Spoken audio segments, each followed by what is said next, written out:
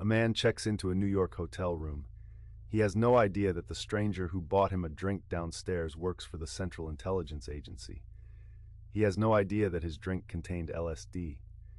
And he has absolutely no idea that within 9 days he will be dead, having fallen through a 10th floor window in circumstances the CIA will spend the next 2 decades trying to bury.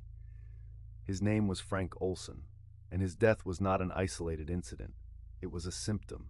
By the end of this, you'll understand exactly how the most powerful intelligence agency in the world convinced itself that torturing its own citizens was not only acceptable, but necessary.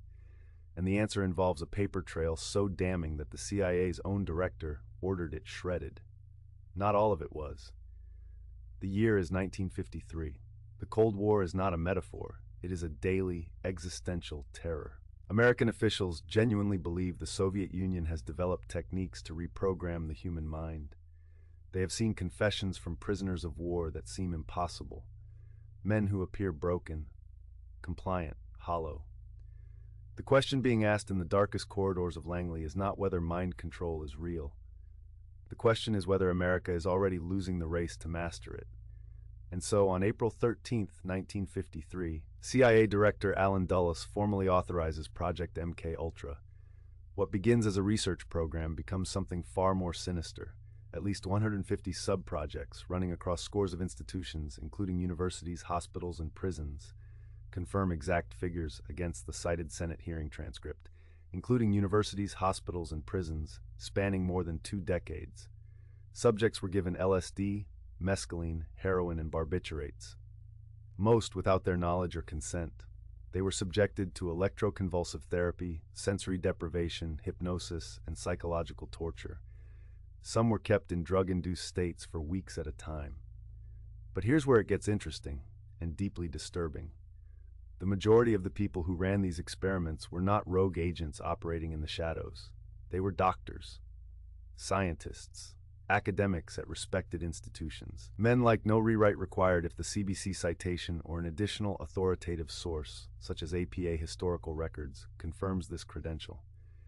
If not directly verifiable via cited sources, change to Dr. Ewan Cameron, a prominent psychiatrist who had served in leadership roles in major professional associations, including the American Psychiatric Association, who conducted experiments at McGill University in Montreal so extreme that patients suffered severe and lasting memory loss, with some survivors reporting they no longer recognized family members or retained basic personal memories. Outcomes Cameron pursued deliberately through a process he called psychic driving. Cameron was partially funded by the CIA through front organizations. His patients never consented to being part of an intelligence program. They thought they were receiving psychiatric treatment. Remember what I said at the start about Frank Olson? His death in 1953 was ruled a suicide. His family was told he had jumped. Decades later, when his body was exhumed in 1994, forensic evidence, including a cranial hematoma identified by an independent pathologist, raised serious questions about whether Olson had been struck before going through that window, though the case was never officially reclassified and the cause of death remains disputed. The CIA had secretly dosed him with LSD 9 days earlier during a work retreat. Some investigators and members of his family have alleged he had become a liability, a man who knew too much and was beginning to have doubts, though this motive has never been officially confirmed and the circumstances of his death remain unresolved. The program should have stayed buried. In 1973, CIA Director Richard Helms ordered the destruction of MKUltra files, an order carried out in January 1973 that eliminated the vast majority of the program's records. Most were shredded, but a filing error saved thousands of documents, later reported to number approximately 20,000, that had been misrouted rather than destroyed. Verify figure against Senate hearing transcript before publishing. Those documents were discovered in 1977 during a Freedom of Information Act request. They triggered Senate hearings. They confirmed everything that had been dismissed as conspiracy theory. The Senate's Church Committee concluded that the CIA had engaged in systematic, illegal experimentation on human beings, American and foreign citizens alike, with full institutional awareness at the highest levels. No one was ever prosecuted, And this is the part nobody talks about.